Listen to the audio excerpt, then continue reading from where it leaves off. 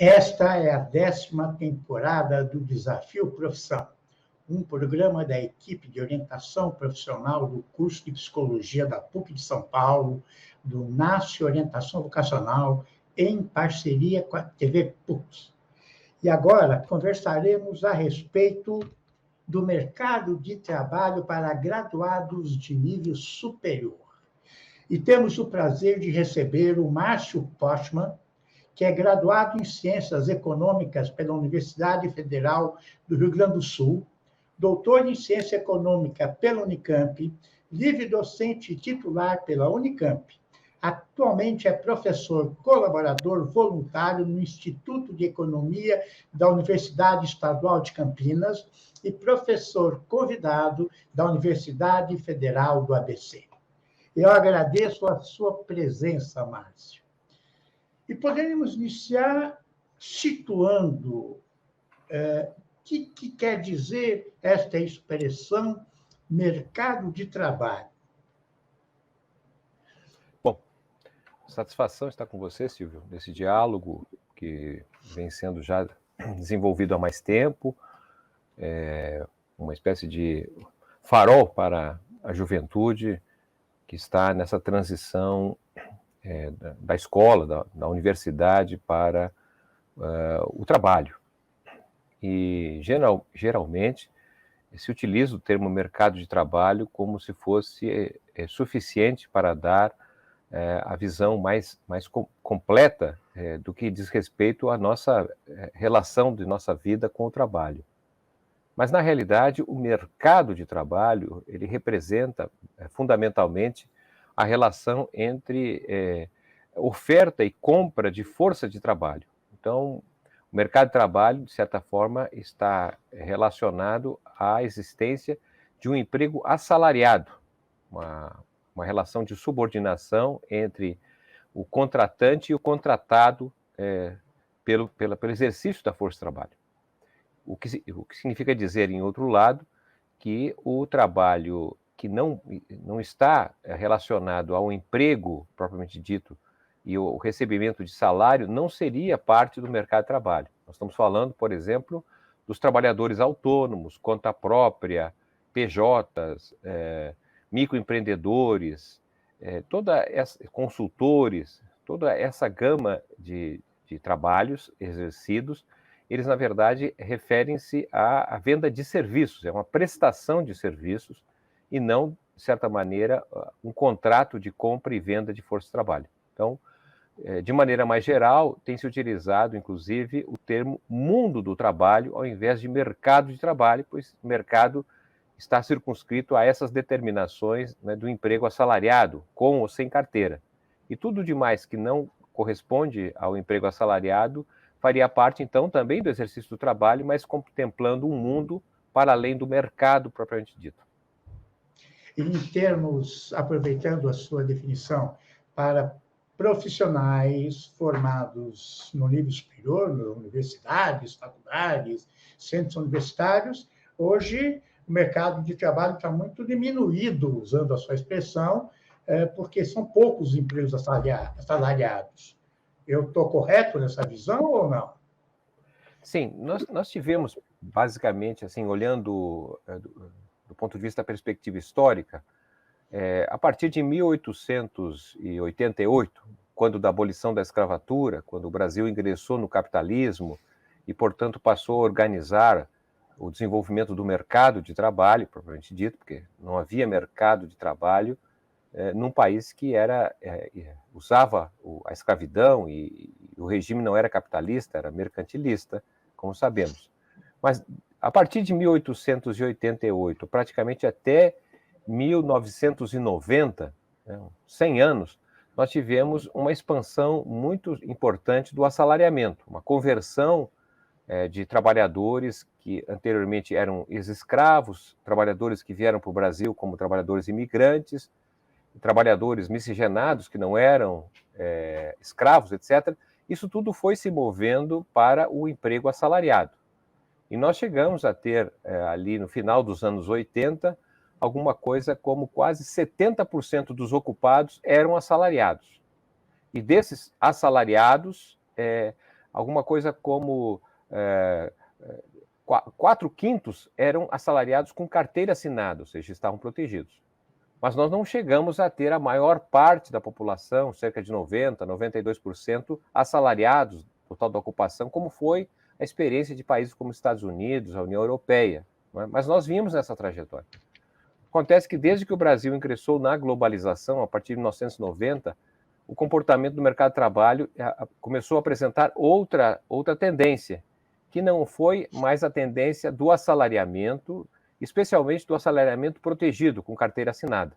Então, nós passamos a ter outras formas de ocupação que derivaram do movimento de terceirização, por exemplo, não é? da retirada dos serviços das atividades industriais, a expansão do chamado PJ, anteriormente trabalhadores assalariados que passaram a construir sua própria forma de exercício do trabalho.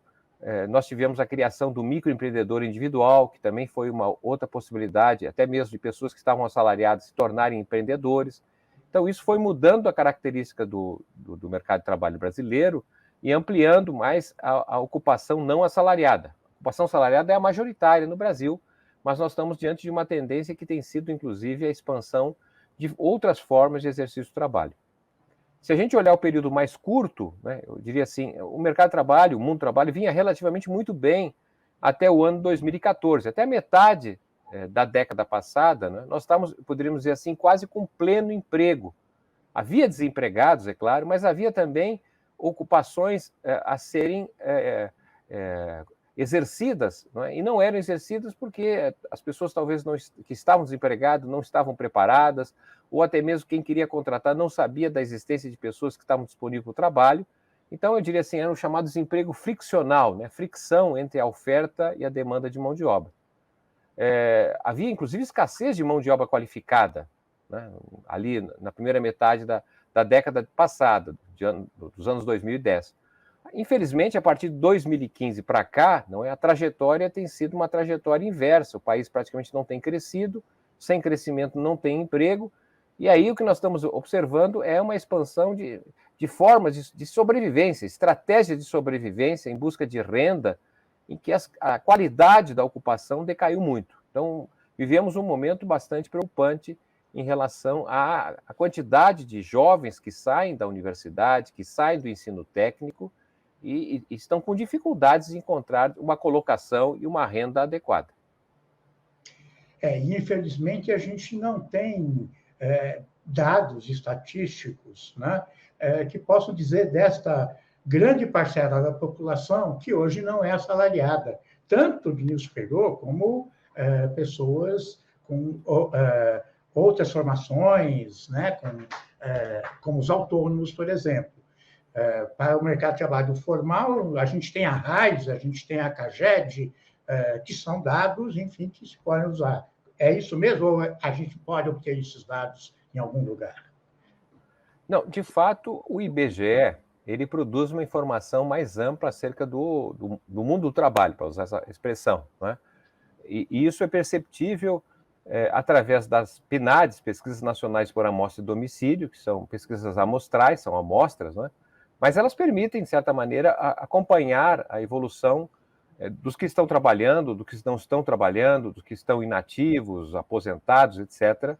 Ele dá esse mapeamento, não apenas do emprego assalariado, mas também autônomos, conta própria, entre outras possibilidades de identificação da categoria ocupacional.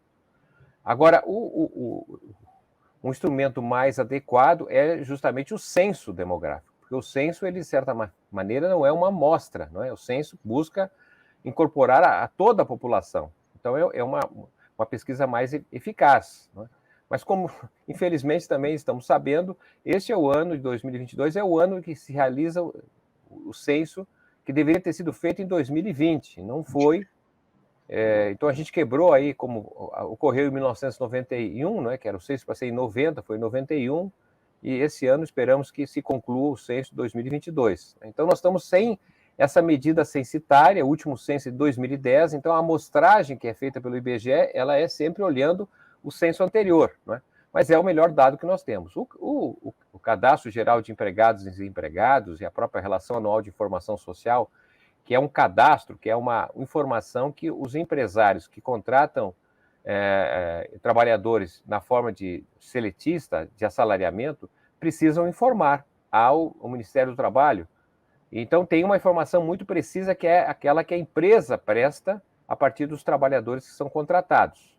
Essa é uma informação muito importante que diz respeito ao emprego assalariado, mas não cobre, por exemplo, o emprego assalariado informal, que não tem carteira assinada, e não cobre outras formas de ocupação, como autônomo, conta própria, como falamos anteriormente. Nem funcionário. Funcionário público cobre, sim. O CAGED cobre? Cobre. Bom, tem aí uma certa polêmica, porque o então Ministério da Economia, agora passou a ser novamente Ministério do Trabalho, foi feita uma inovação que é adequada, pelo menos ao meu modo de ver, de que a coleta seria pelo e-social do CAGED. Né? Infelizmente, essa mudança foi feita sem transparência, ou seja, o IBGE, por exemplo, faz mudanças metodológicas, ele convida a comunidade acadêmica, os estudiosos, especialistas, para explicar e até mesmo para mudar, se houver a necessidade, diante desse debate que é feito de forma muito franca e sincera. Lamentavelmente, o Ministério da Economia fez um procedimento que, sem considerar, eu diria assim, a comunidade acadêmica, fez de um modo intransparente e começou a apresentar informações quantitativas sobre a evolução do emprego assalariado em 2020, 2021, bastante distoante da realidade da economia e até mesmo divergente com os dados do IBGE. E chegou a tal ponto que eles tiveram que fazer uma revisão e perceberam que os dados estavam errados. Então, também, tudo isso para dizer que, enfim, nós estamos vendo uma época, uns dizem da pós-verdade, né? Então, a gente sempre fica muito preocupado, que é da área, em usar determinados dados quando a gente não tem muita certeza da sua consistência metodológica. Não é? Espero que, em algum momento, se possa abrir um debate, inclusive, para se analisar melhor essas informações que o próprio governo tem disponível, não é? Sabemos também que houve um certo fechamento das informações, intransparências, então a gente fica sempre muito preocupado, né, para utilizar os dados que são oficiais quando pode haver alguma dúvida a seu respeito. Então, agora, abril de 2022, quer dizer, recentemente, o ministro da Educação do governo, né, do Bolsonaro, saiu com a seguinte declaração: já temos um excesso de profissionais com formação de nível superior, que agora precisamos, isso já foi falado em outros momentos, de profissionais técnicos ou com formação tecnológica. O que você acha dessa afirmação? Bom, aí entrando nesse âmbito da oferta da mão de obra, né, da qualificação, o papel da educação, do treinamento. Bom, obviamente nós temos problemas sérios na educação brasileira, né? E esses problemas estão, a meu modo de ver, desde a creche, não é? Ensino fundamental, médio e universitário. Não é? É óbvio que nós estamos falando de um país de baixa escolaridade. Houve um esforço muito grande, eu diria assim, desde a instalação da nova república, em avançar o acesso ao ensino médio, ao ensino superior. O Brasil situa-se entre os principais países do mundo com mais avanço do ponto de vista quantitativo. A gente aumentou o número de mestres, doutores, né? Cerca de 8 milhões de jovens passaram a ter acesso ao ensino superior, um avanço também no ensino médio. Mais recentemente, mudanças curriculares no ensino médio. Tem um pouco de dúvida sobre essas mudanças, mas, de toda maneira, para chamar a atenção que há uma preocupação em relação à questão da educação brasileira. Eu diria que, do ponto de vista da formação, não é, é inadequado olhar a formação como responsável pelo tema do emprego. Ou seja, a educação não gera emprego. É importante que se diga isso. A não ser para professor, para gente que vai treinar, não é, aqueles que vão passar por um processo formativo. Não é? Mas quem gera emprego, na verdade, é a atividade econômica. Não é?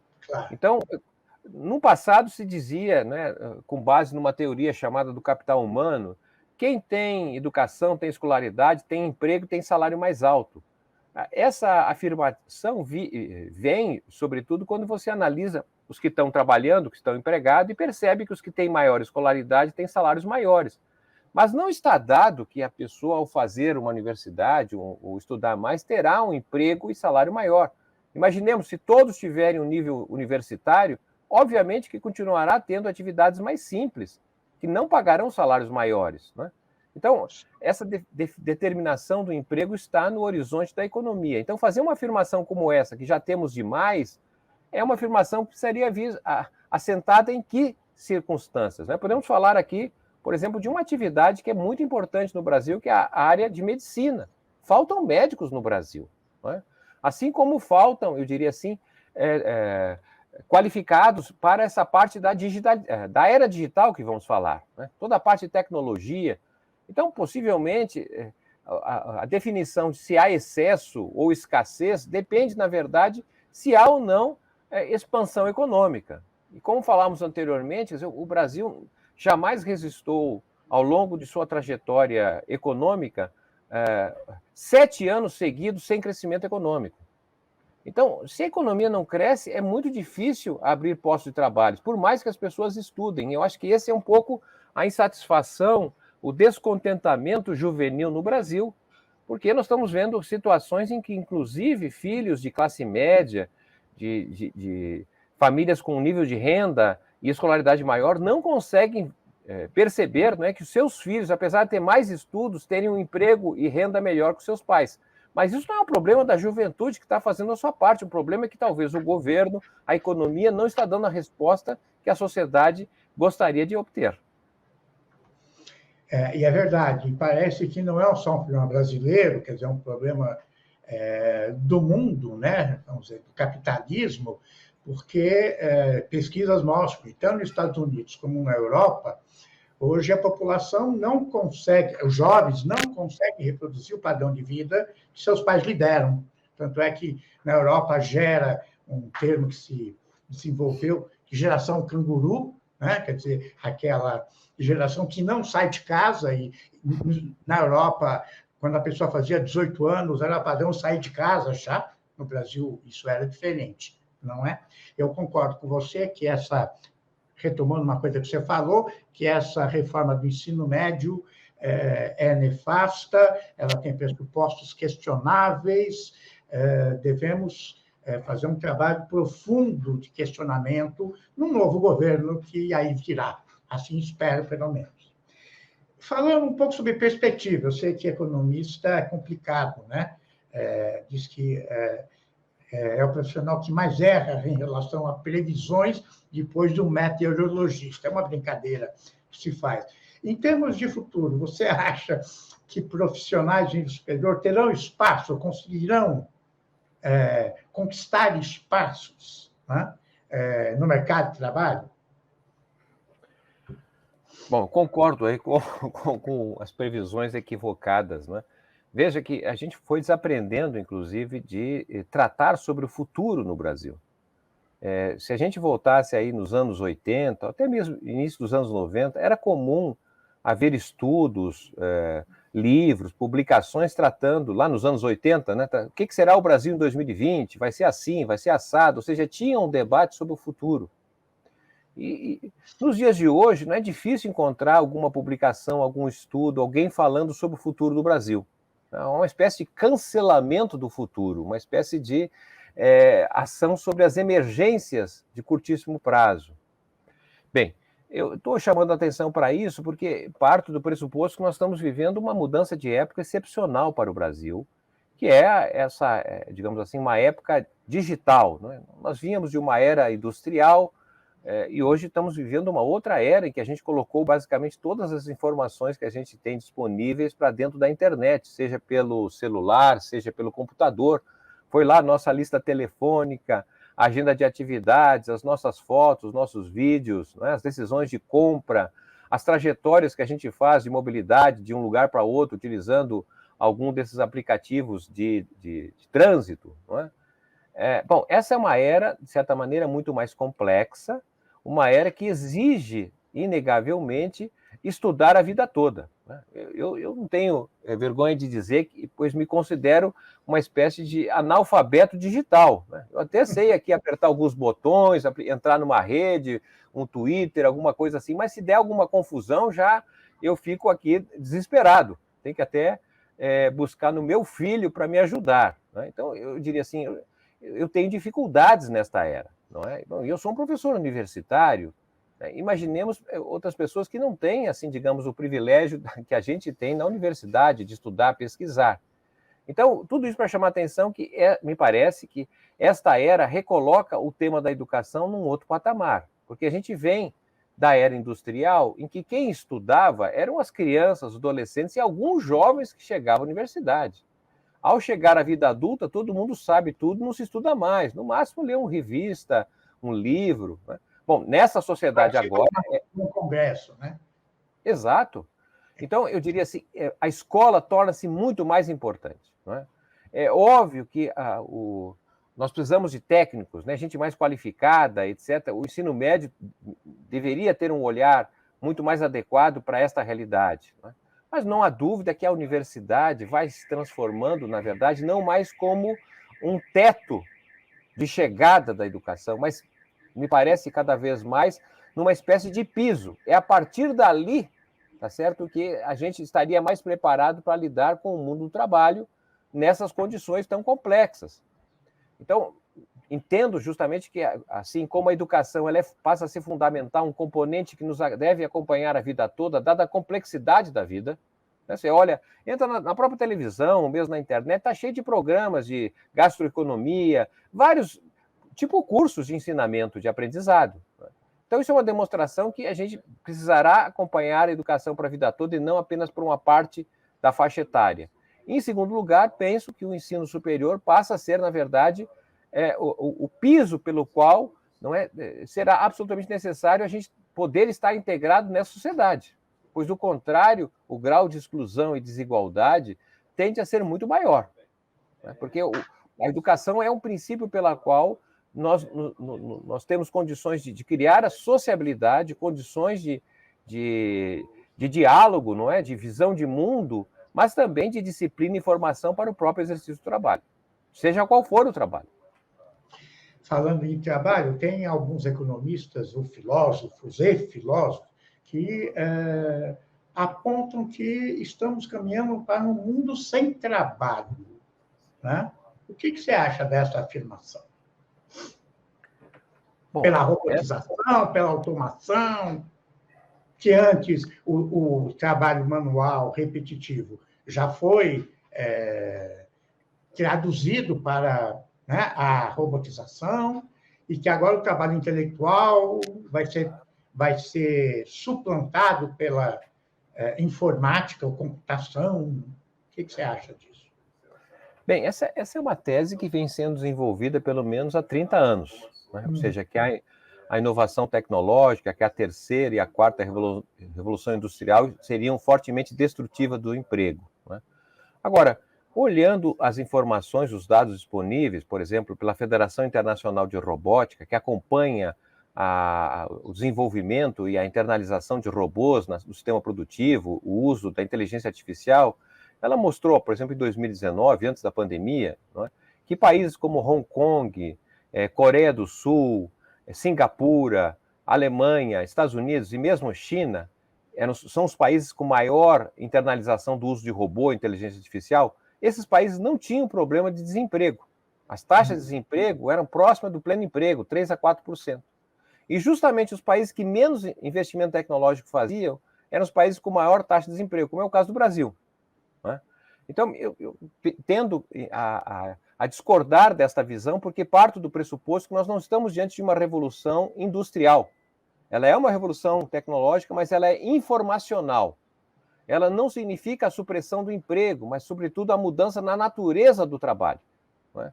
Ou seja, um médico, por exemplo, que aprendeu basicamente a atender o paciente solicitando exames, e depois dos exames ele interpreta o exame à luz, não é, de parâmetros, em geral, que vem de outros países, como dos Estados Unidos, termina fazendo que a leitura do exame e a solicitação do exame seja a sua função prévia. Mas isso hoje já é possível fazer através dos robôs.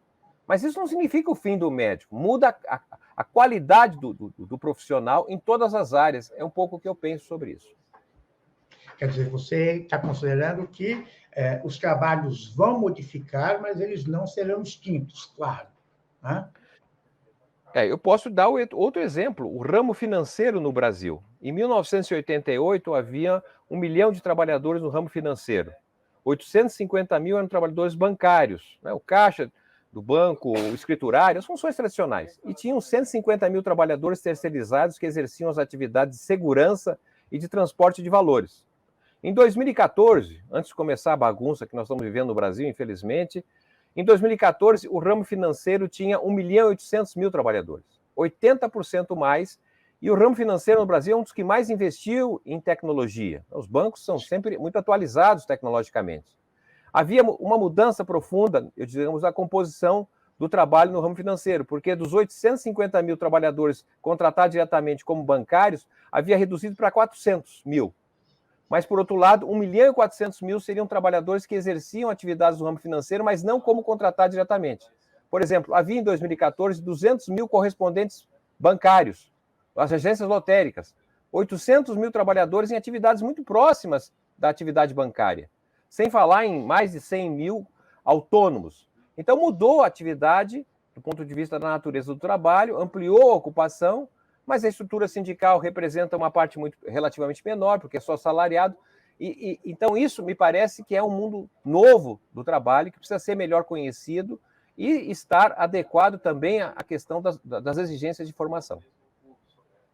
E, portanto, as representações também têm que mudar, né? Quer dizer, sindicatos devem se repensar e continuar na luta, né, do lado dos trabalhadores para que haja melhores condições de vida e sobrevivência, não é? Sindicatos são fundamentais nessa luta, não é? Entre o rochedo e a margem e a maré. Mas, obviamente, que nós estamos diante de uma mudança de época que exige, fundamentalmente, uma forma nova de atuação, tanto dos sindicatos, partidos, associações.